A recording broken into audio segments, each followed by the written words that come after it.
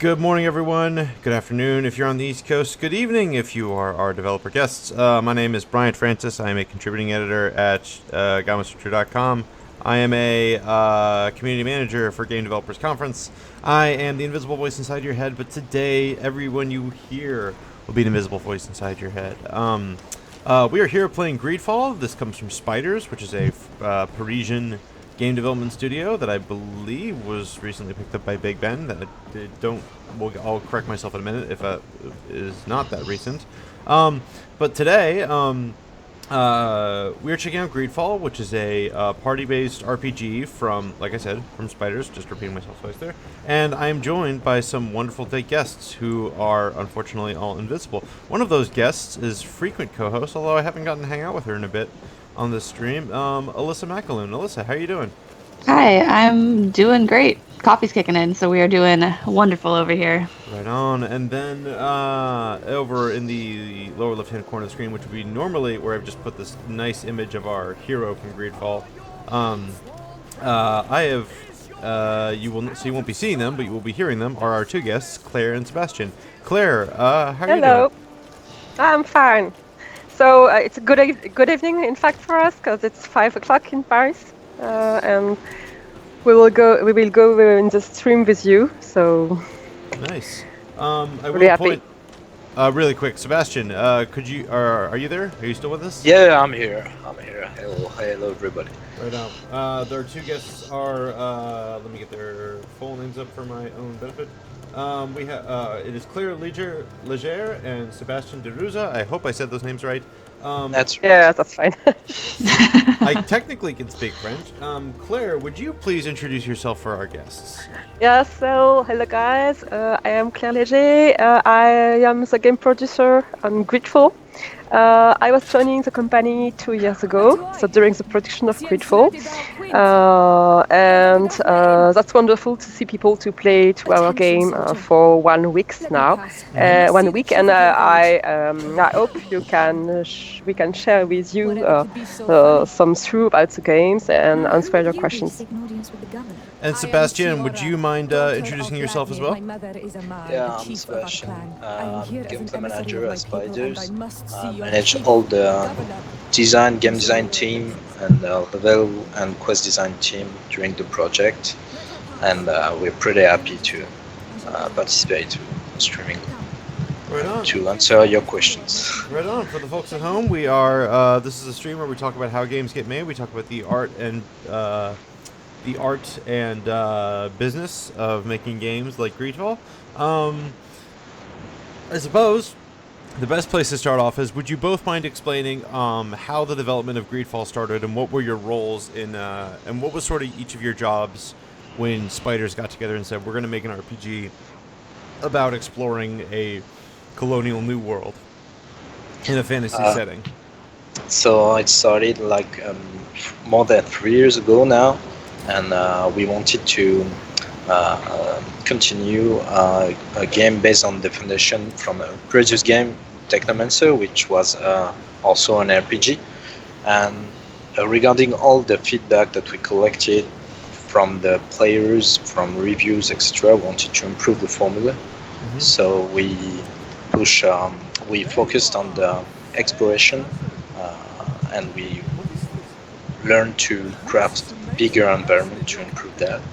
Also, we wanted to enhance the combat system, but we will talk about this later, I think, when we will have combat, and to give more predictable and tactical feeling on the fighting systems. And we wanted to push the different ways to solve quests that was appreciated on our previous project, but now we wanted to push it further, so we started with that ambition regarding all the game design and feeling of the game. And after we work on the universe with the art director, cinematic artist, and with John to create a new universe that helps us to support all the gameplay pillars. So discovering a new land was a good setting to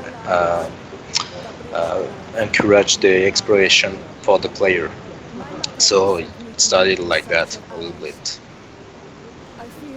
Right on. Claire, would you mind explaining how your part in working on Yes. GreedFall got So started? we began to develop the game 3 years ago. So that's our longer development time here. At the beginning, we were getting to 2 years of development, and then we have discussed with our publisher to increase the development time in order to make a better game. That's to say, we were really focused on the last 6 months on really all the small settings for level design, and we have made a lot of playtests with our publisher, with Focusum Interactive, in order to correct some mistakes that we had in the game, especially for combats, but fighting system, also for the tactical pose, which was a big challenge for us to create this tactical pose, because it was really new compared to our previous game. Then we have also changed several times some things in the game concerning the way we travel in the game. For example, we have added some points to teleport from one place to another, more points to travel, for example. It was something present at the beginning of the development, but we have really made some iteration on development with the player community and with playtests to enhance the game experience. And also because we are quite a small studio. We are 40 people, so it's not big, but GreedFall is really huge. Yeah. And it was a challenge to do such a big game with such a small team. And also we have corrected a lot of bugs, more than 3,000, I guess. And also with our publisher, of course. When you kind of have that conversation, you're 2 years into development, and your choices are basically boil down to: do we extend development, do we crunch, or do we cut features? How does that conversation kind of play out? How do you decide the route that you want to take, and how do you kind of work through that complicated issue?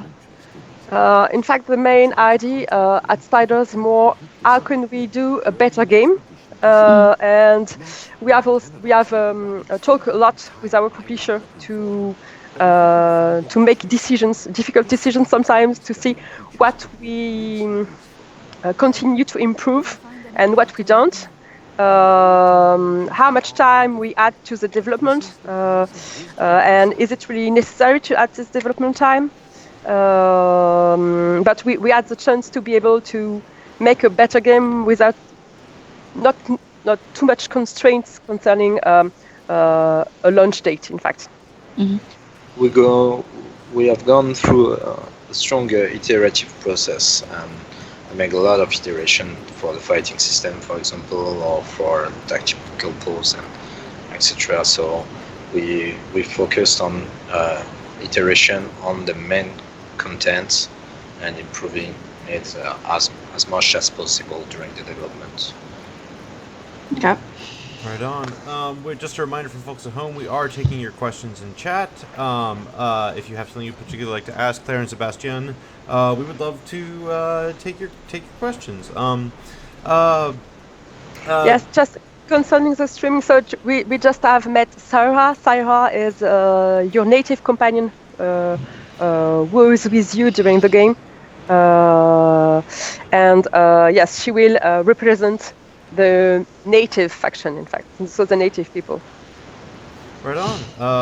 Yeah, we're gonna have some questions about some of the narrative content in a few moments, but because we've got, we like to take opportunities to ask questions from asking our guests' work background. Sebastian, let's dive into sort of the gameplay of GreedFall.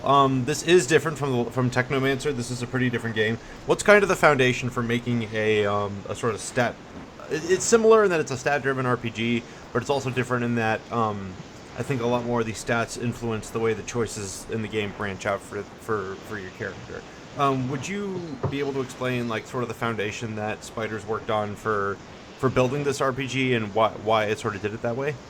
We wanted to give a feeling with stat matters, and we wanted to give more control on random stats. For example, on our previous game, you was having a critical hit system based on random chances to trigger the critical effect, and here we work on a fury bar that gives the player the control to trigger his fury attack when he wants it. It's one of the pillars that we put on, and also the character development is not class based. We've got 3 main presets in the skill tree, and we wanted to give the player the free opportunity to specialize himself and to re-specialize and test different builds inside one single run. Also, we wanted to have more range of weapons. We got many different type of weapons with big weapon families, and we wanted the player to have a good immersion regarding objects that he can find on enemies, and allows him to use any weapons that human enemies uses in the game, for example. And we wanted also to give a more tactical feeling with the tactical pose, which allows you to display all the details on the stats, on your attack, etc. And in the menus, for example, like in the equipment menu, you can have access to advanced statistics. We wanted to have an accessible game for people who like narrative branching stories, but we wanted also have a core mechanic RPGs for people who like more Dragon Age games, or even people who like old school RPGs such as Baldur's Gate, for example. And with the tactical pose, you can play almost as a turn-based game, for example, for a few moments, and take the time to analyze the situation. And all the stats helps the player to find solution regarding the weaknesses of the enemies. With the tactical pose, you can analyze what are the strengths of weakness on your targets and adapt your strategy and your tactics regarding that. So we work a lot on that beside our previous game. Yeah, that's actually really interesting. I think. What do you think is the difference between like when game developers go into a game, they often use specific structural restraints like classes, like only allowing certain weapons and builds on a run in order to manage the scope of the work and to manage what combat encounters will feel like and such. How did you accommodate for building a system where you wanted players to have more openness in the character tree than on your previous games? First, we started with first the first iteration of the skill tree was very huge. It was more divided, but we work a lot on the improvement. Like every skill point should empower your character. So we decided to focus to a smaller skill tree, but with different type of skill that cost 1 to 3 points. We got active skill that costs 2 points, passive skill that costs 1 point, and ultimate skills that cost 3 points, and that represent the ultimate skill tree of the 3 main archetypes. So at the beginning, we didn't notify to the player that we have 3 type of main styles that he can mix up, but we decided to help players to understand that there are 3 main orientations, but we want to feel the player that he keeps in mind that he can specialize in different ways in the same time. So we choose to make a skill tree that is more circular, and where you start at the center, and regarding how you want to develop it, you can put your point in different directions. Also, we wanted to have an adventure skill tree, something like that, which skills that impact the story and your adventure, and not only the combat. So we work on talent. It's a system that we started to have on Technomancer, and we push it further in that by adding some talent point that allows you to progress in the levels. For example, to do a balance part on a full tree, or to jump across small holes. And we had also charisma, intuition that you can use on dialogue, or to find secret passages on the environment. Right on. We are going to bounce around the world of questions. Alyssa, is there anything you'd like to get in before I move on? I was kind of going to ask, following up on that, when you give players all those different ways to pick up different skill points and different options to resolve an encounter, where they can talk their way through something, they can have a secret dialogue thing, how do you kind of manage your quest design and your designing conversations that give players plenty of options without making them feel funneled into one specific route for an expansive game like this? It was an iterative process, a lot with playtest and testing our own quests, also regarding the team testing each other quests. But it was an hard job for the quest designer to make the different paths regarding some quests. The most important was to make the player aware that he can do a different path if he had the right skills. Mm-hmm. Because if all elements are hidden to the player, the game could have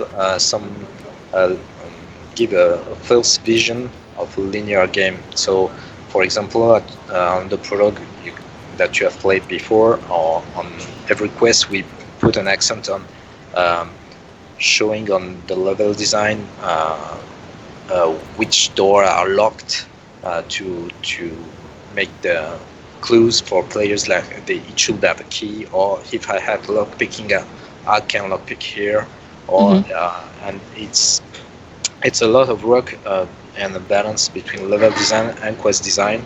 And in the dialogue, you get feedback that you don't have the intuition talent point, for example. It will appear in red. So, okay, this option is blocked because I don't have the right talent. So maybe I will invest in that talent to find another opportunity to resolve the quest, for example. Regarding the narrative branching, we work a lot with also the writers. Jan Rousseau also work iteratively with the quest designers to change some elements in quest, and we do a lot of iteration during the writing after the first rough quest design, so to make it balance on all the game also. Yes, and we have also, we are using our own engine, so the Silk engine. And for this game, we have also developed a new noodle system for quests. So it was really something better to create multi-branches stories with a visual system. All the systems and quest design and dialogue system are using nodal tools. It allows us to do many different type of branching and to visually work with the branching on the screens to help us to build the different situations. Yeah, and all the complexity in all the situations and relationships between one quest and another, because there is a main quest, but also there is side quests, companion quests, and quest of factions, and everything is quite interconnected. So of course it was a big, really big work for all the team here to connect everything all together and to create a global story which is, we hope, interesting for the players. Right on. I'm gonna jump to our chat real quick before I've got some follow-up questions about that. But Stat, frequent friend of the show, is hanging out in Twitch chat. I'm gonna give a brief shout out to Arcelon20 as well for thank you both for dropping by the stream today. Stat has a lot of great questions. We will probably pull them out throughout the stream. But what I would like to grab from him first is this question: how far did you work on iterations of different ideas before deciding to continue with a given idea, or whether you needed to scrap it? Was there anything that sort of lasted a while in development but didn't quite make the cut? We work a little bit on paperwork, but we quickly always try to have a first iteration on our engine and to see what it feels or where things can lead. It depending on the different parts. For example, we got like 3 iteration around like that of the fighting system, 3 big iteration through all the developments. Regarding quests, some quests were having like 1 or 2 iteration, but some quests can have up to 8 iteration. It depends on their position in the game, because the middle quest in the game can be really affected by the previous quest, etc. So we have to make a bigger iteration on the middle quest of the game and on the ending also.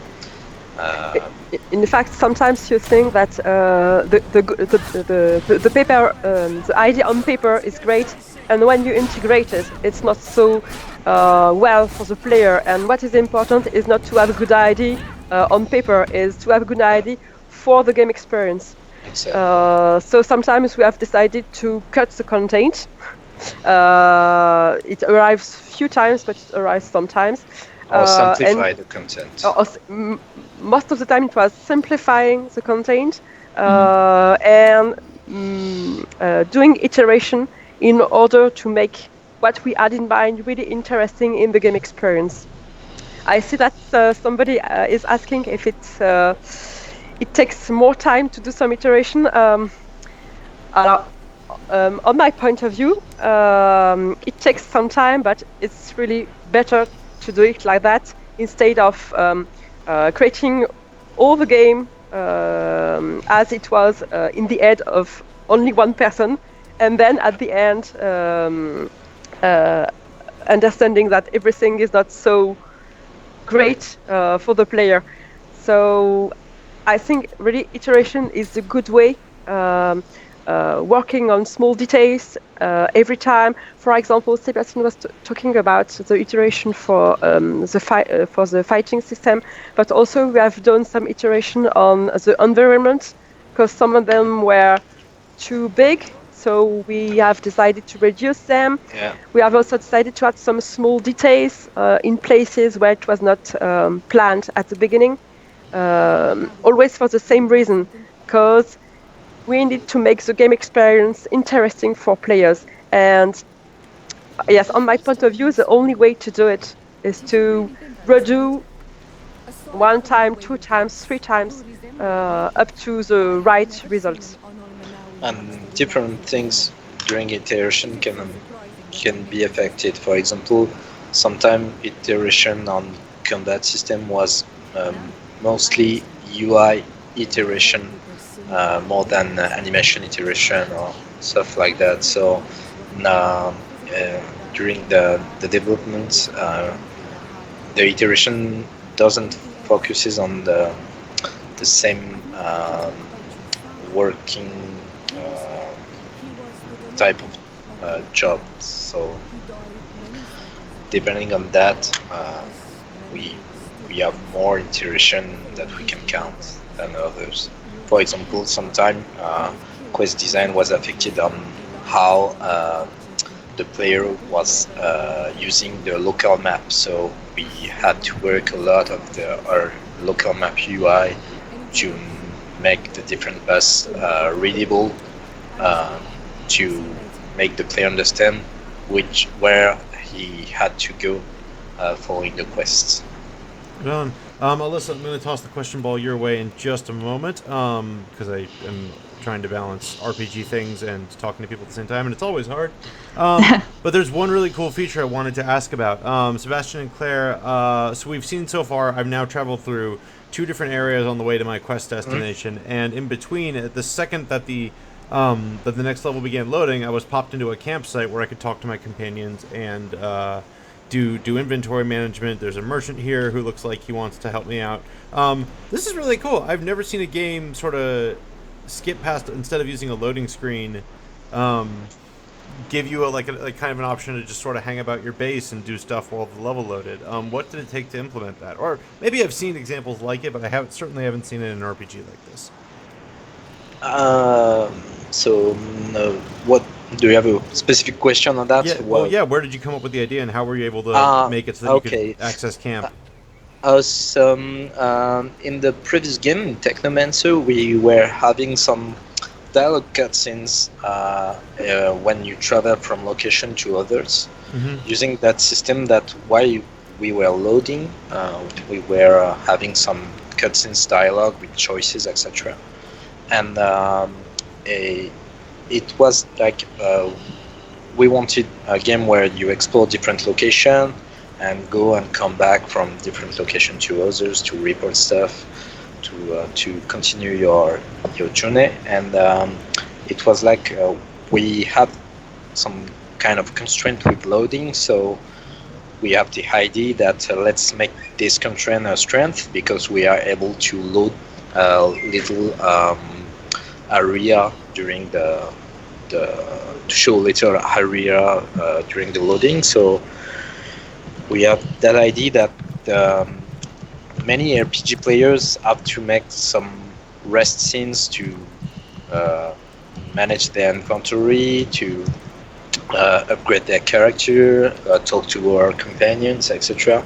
And we thought that it was a good idea to take that moment of the loading screen to help encourage the players to manage his character, to upgrade his character, to have all the static RPG adventure, like all the menu gameplay inside that loading screen. So the idea came up like that, and technically we were having a small brick that developers push further to allow the player to move around, and this is how the camp comes up into the game. Basically, you have a merchant, you have your storing crate, and you have your companion. You can trigger side quest, evolving your relationship with them, and also we can see we have a home in every town. Also that is similar to that, and also we wanted to make a relation with all the fire camps that you can find in the game to set up shortcuts on the different areas. So this is how all comes from the fire camp and the loading system. Right on. Claire, before we move on from this topic, was there anything about implementing a system like that was different than how other games you've worked on? Not really. In fact, loading is always a moment where we need to keep the player involved in the game, and having this area is a really interesting idea, because you have something to do here. But concerning the development, it is also a challenge, because it's a loading, so we don't need to have time to load this area, in more of loading the game. So it has to be really light and interesting for players. So the main idea was to put there some action which takes time and were really useful for the player, like working on your stuff or talking to a merchant. It was easy to do and not too hard to produce, in fact, and light to load. Right on. Alyssa, do you have any questions that you would Yeah, like to I wanted to circle back. You mentioned that your engine that you're using is an in-house one for this, right? Exactly. Yes. Is it the same engine that you've used in past titles, or did you kind of build it from the ground up No, for it's the GreedFall? same engine that evolved since more than 10 years now. Oh wow. Yeah, the engine was built same as the company, so we're still on the same engine. Is there, do you think, because obviously managing an in-house engine requires a level of work that you don't get, or that you see with, especially with a smaller team. So would you say that there's the benefit to working with your own engine kind of makes all that the extra work and the extra team members required worth it there? On my point of view, it has advantages. For example, we can develop the tools we need, especially for a feature. So, for example, the novel system for quests is exactly what we had in mind. So the localization system that we have to create the game in multiple languages is sized to what we need exactly for this project. So having our own engine is really useful because we can develop what we want when we want it. Mm-hmm. But, but of course, that's to say we don't have updates. Like for example, you on Unreal, of course, you have updates from the developers, and there are many more people working on the engines compared to us, and that's what is sometimes a little bit difficult. That's to say, maintaining the level of quality that we need for our in-house engine with a small team is a challenge of every day. Mm-hmm. Yeah, but we manage our own updates, so we have a better control when our engine is updating. We know that what will be updated, and it is always oriented on the project to update the project. So it's, I think, more easier to know which update will affect your project, rather than a middleware when updates are general update for every people who use this engine. So maybe some updates can be on wrong way regarding on how you want to make your game on the middleware, for example. Okay. Right on. Moving on, we're about halfway through our stream. Folks, if you we love taking questions from Statue Set, and we're going to grab a follow-up question from here in a second, but we also want to hear your questions. Join Statue Stat in the ranks of the folks who ask questions on the GDC Twitch channel. As I make my way here through this adventure, as we just watched a pretty disturbing scene just in a second ago, we are going to quickly follow up on Statue Stat's question. So he kind of asks, when you're having trouble with an in-house engine, you can't Google or go onto forums as you would with the Unreal or Unity engines when you're running into a particular bug or challenge. But I guess the flip side of that coin is you don't need Google. Google is your engine developer down in across the hall from you. It's I prefer to speak with the engine developer directly than Google it. We have wonderful engine developers, I think and they have always answers for us. Yes, we get people who have answer exactly in the studio, so Google might have the right answer. Right on. Statue said we do appreciate and love your questions. I was just trying to celebrate your choices while begging for questions from our other listeners. Begging. You know what? I always sound so desperate. Claire and Sebastian, let's dive a little bit into the content of GreedFall. I think we've had a nice chat about design and tools development. There's first one question that I feel like we'd like to talk about.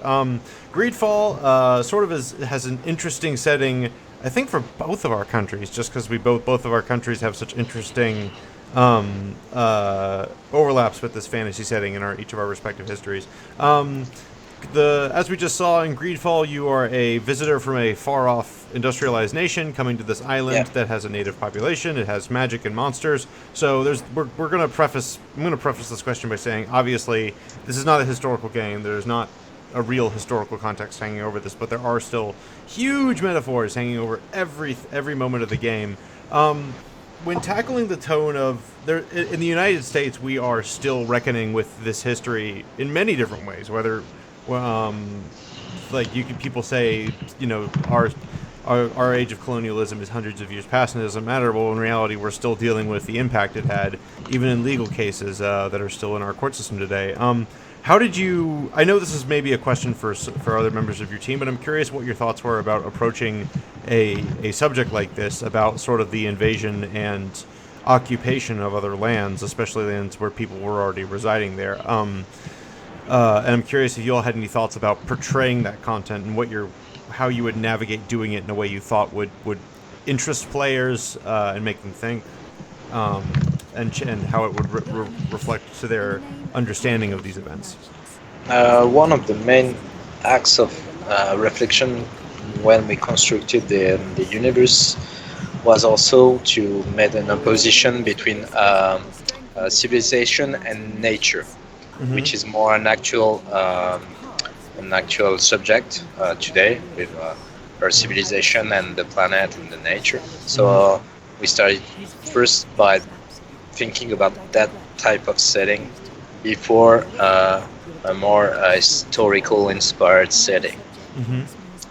After, regarding the faction, we didn't want a black or white situation like bad guys and good guys. We wanted some gray inspiration, like every faction had their motivation, but maybe their lack of informations, and this is why they're probably acting the wrong way. And we wanted to put the player in the situation like a diplomatic person that tried to make people evolve in a way or another, but people are not all the faction are not the faction that want to do bad things necessarily. They are doing things because they want to, for example, save, find the cure for the Maliko on the continent, stuff like that. So it was more the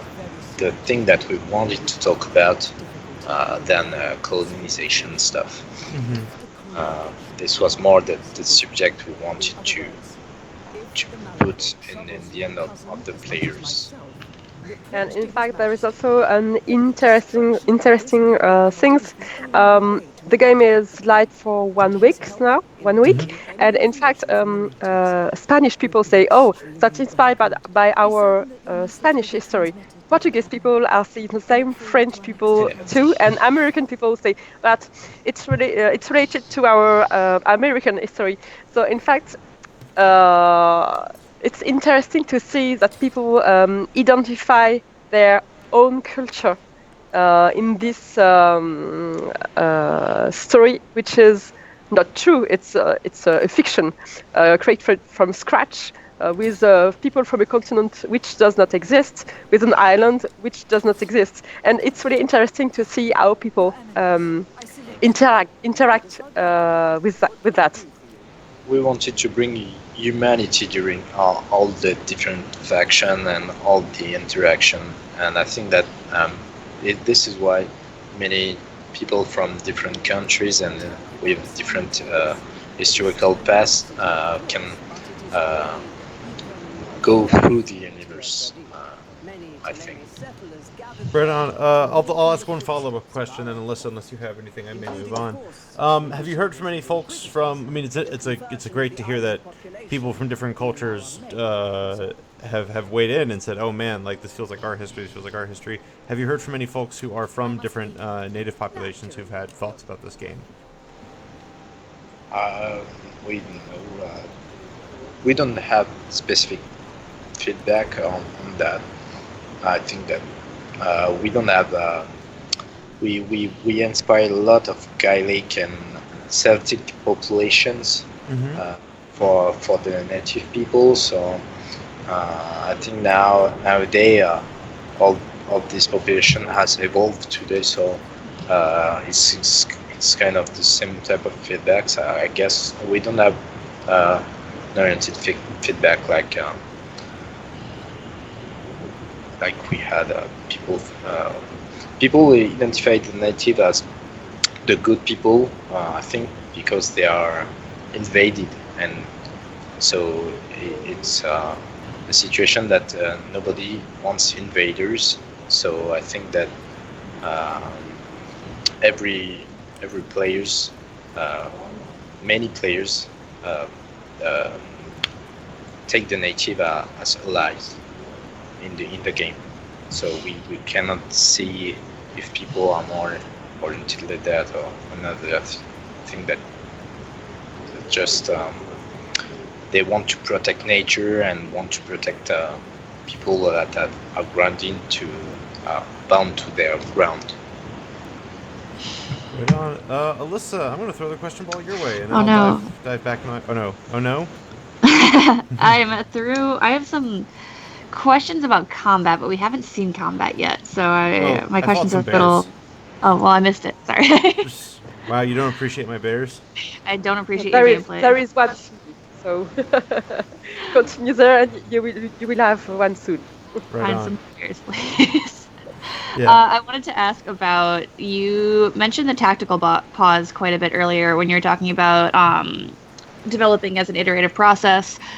And I guess I haven't played this yet, and I haven't seen much of Techromancer, unfortunately, but you made it sound like the tactical pause is a feature that's quite different from what you've had in the past, right? Yeah, we on the previous game it was like an active pause with circular radial system. So we moved on a real pause, because tactical pause, active pause was feeling putting the player in danger, like he was almost taking a hit and he wasn't able to choose a life potion, for example. Mhm. So we wanted to move to a pause, a real pause that pauses the game and helps players to pick up the right thing regarding the situation. After we moved from a radial menu to a bar menu, because it allows us to to avoid limitation regarding the radial menu. Radial menu will have 6 slot, 10 slot, but when it's done to keep the symmetry regarding the design, etc. Here we were free to add additional type of potions, and we had, for example, the revive potions for that allows you to revive your companion, and we had it at the end of the development, but we were free adding that because we didn't have the radial limitations. So it was quite interesting to add freely content on the game, to balance it and to add more choices to the player. Yeah, it seems like an interesting reflection of some of those like RPG and skill tree systems you mentioned earlier on that give players a lot of options to approach things how they want and as their own skills dictate. Okay, right on. I'm gonna jump in with another question, Claire. We're gonna loop back to sort of the narrative content and the game content. There's sort of one thing that I think is a painful contradiction in game development, which is handcrafted, interesting content is the thing that players, especially ones like myself, love and adore. It is also takes lots of time to create and create well. In fact, one little detail that I don't know how late in development it was put in. I really appreciated the camera work during these cutscenes because I loved the way it sort of creeps around these characters for a minute. But I also know that's the kind of thing that someone has to place that camera, or even if it's a procedural camera, it has to be made procedural.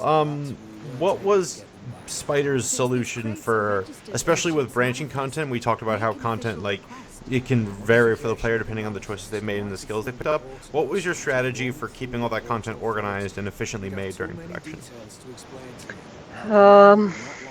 I think that we had all the content ready in rough at the 2/3 of the production. That's to say, everything was ready 1 year ago, and then we branched all together in the same time. For concerning the dialogues, just we have created a new system for this game that allow you for the dialogues to have automatic camera, and that creates these dynamic dialogues from one people to another with different point of view during the dialogues. It was something new. We have also decided at the beginning of the game that there is some key point in the story which needs some cutscenes. There is a little bit less cutscenes than what we had in mind at the beginning of the development, but there is still more than 1 hour and 30 minutes, I guess. It's more than 1 hour and a half, so that's quite huge for our small size. Mm-hmm. Sorry, what was the question at the beginning? Oh, how did you manage? How did you just manage all of the game's content? Like, or what was your top, sort of your broad procedure? It was what was difficult is there is so much text to record, and we had the voices only all the voices at the end of the development, because of course it takes so much time to record all these dialogues with all the actors. Mm-hmm. And that changed the feeling of the game a lot, to have the voiceover or not. And we were focused on several details in the same time in the last third of production. That is to say, we need to improve the fighting system.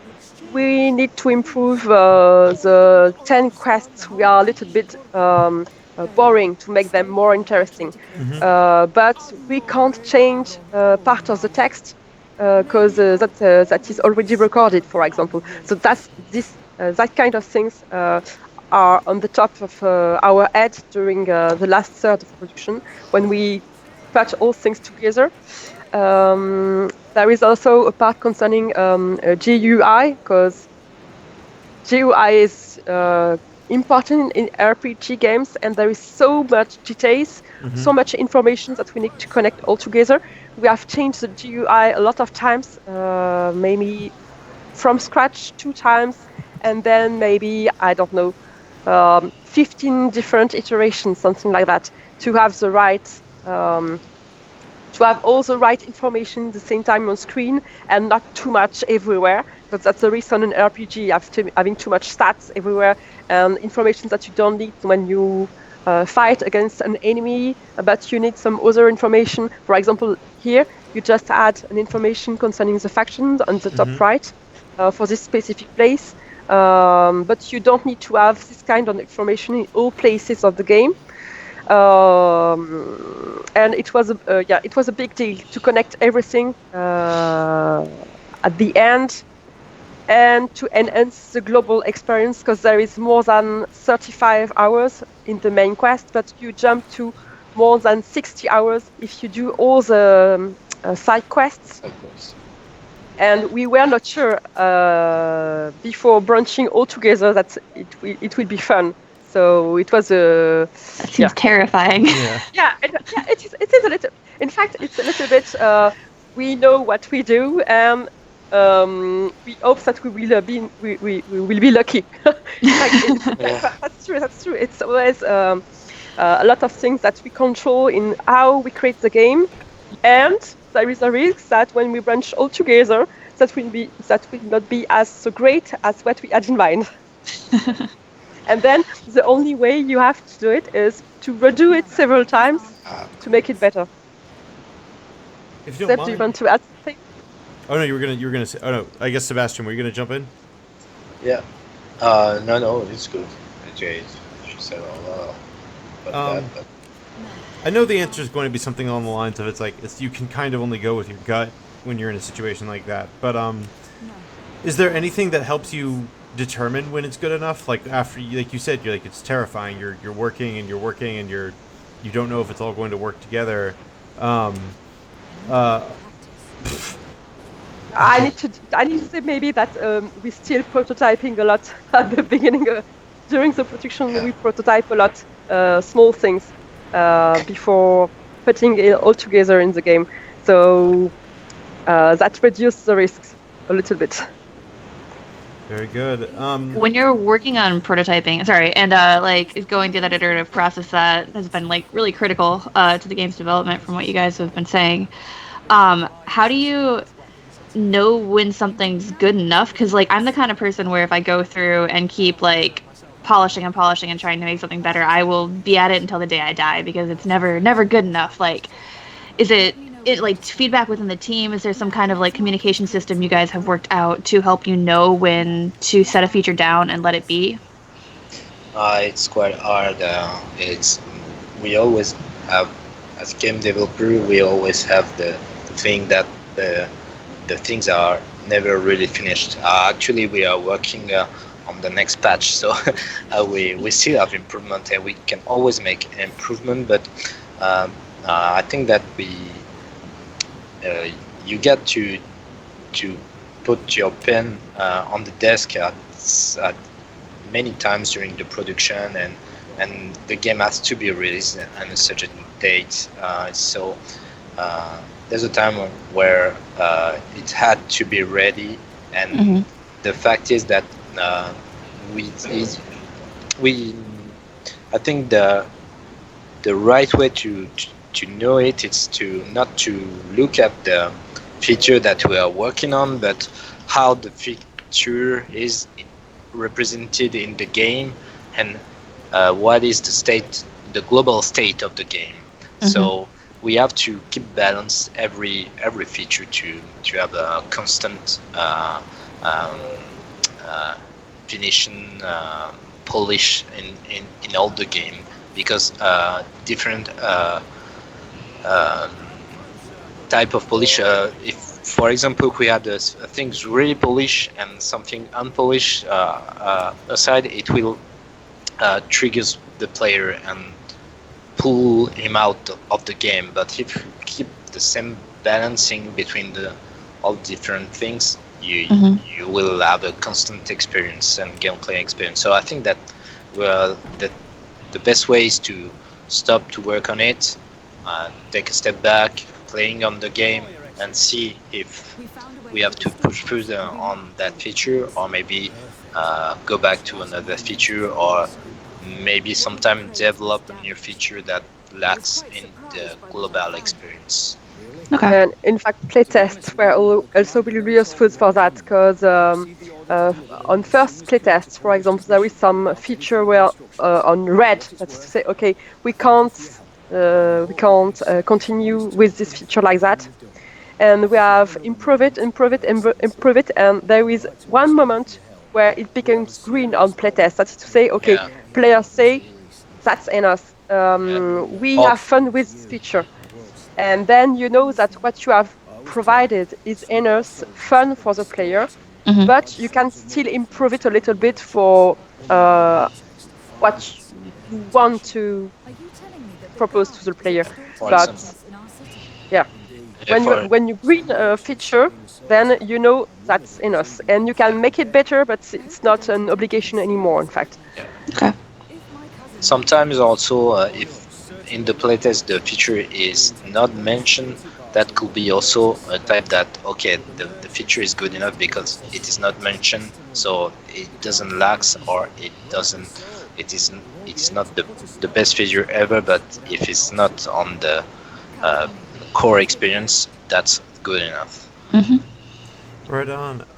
We only have a few minutes left in our stream here, so I'll just advise folks in chat, if there's any questions you particularly would like answered, we would love to ask them. Sebastian and Claire, this has been really fun. This has been a really great... I feel like I've learned a lot about how GreedFall was made, and I mean that super sincerely. I am currently doing some wheeling and I am a side quest fiend in these kind of games. I will not stop until I will not go on the main quest until I have completed the tiniest side quest. Like the volcano could be burning in the background, the end of the world could be beginning, and I will be there clearing up my side quest log because that's the kind of player I am. I suppose my final question for the moment will be, Claire, this is kind of a production question. I know France has super great labor laws, and we've talked to a lot of French developers, and when we talk about crunch, it's a very different conversation in the United States because the underlying legal structure is different, though. Games like this, especially with only a 40-person team, I can't get over that number. 40 people is so small to me. Games like this still take a lot of energy making, a lot of time, and a lot of passion. And what do you think was effective about managing people's time so that the team didn't have to pull incredibly long hours to the point that it was affecting their health? Unless you did have to pull incredibly long hours, and maybe that's something I have wrong. As I said at the beginning, here we prefer extend the time development than crunching, for example. So there is few to no people here who are doing crunch, which is part of our company politics here, to say that we need people enthusiastic and safe at work and do not working 20 hours a day.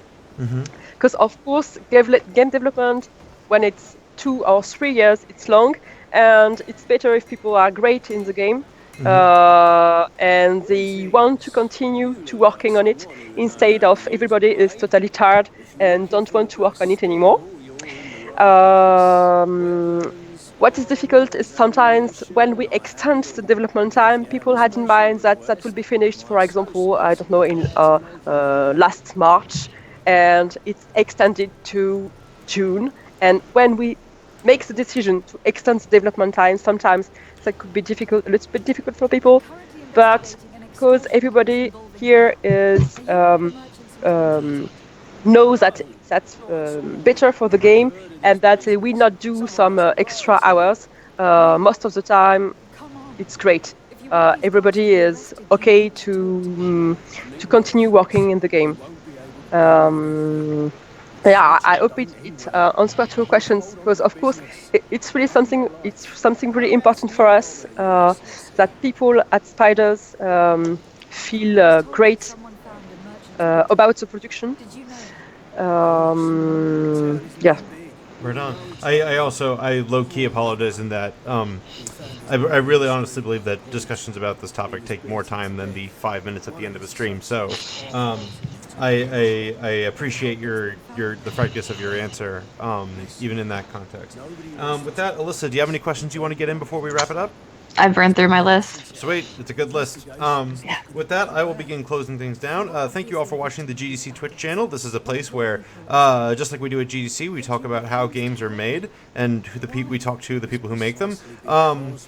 Today we've been playing GreedFall, but if you check back the next couple weeks, we are checking out some other really cool games. One of them I'm very excited about, and I guess I can go ahead and announce it. Next week we're going to be talking to the developers who worked on the original Jedi Knight 2 Jedi Outcast. Those are the folks at Raven Software, which is still around. They are just making games under Activision. So we are going to be talking to them next week. The week after that, looks like we're going to be talking to the folks from Finji about the making of Overland. So we've got some really, just like in September when all the great games are coming out and there's too many games and your Steam, your Epic, your PS4 backlogs are full, just so too is our backlog laden with amazing devs to talk to. I'm really excited about Jedi Knight 2 because that was a game I played a lot when I was 12, 13, 14 years old. And getting to talk to the people who worked on that is going to be really good.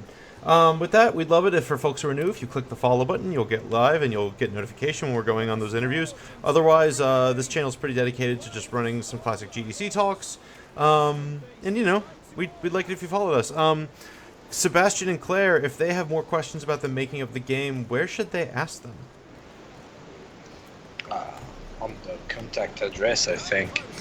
You can send emails to our contact address.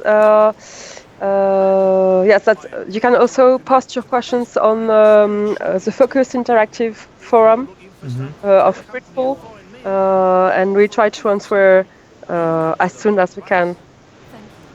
Right on. With that, I will wish everyone a happy Wednesday.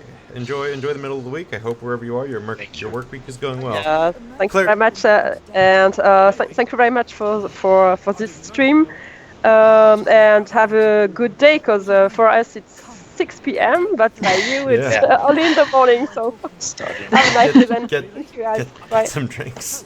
Bye, everyone. Bye. Thank you. Bye.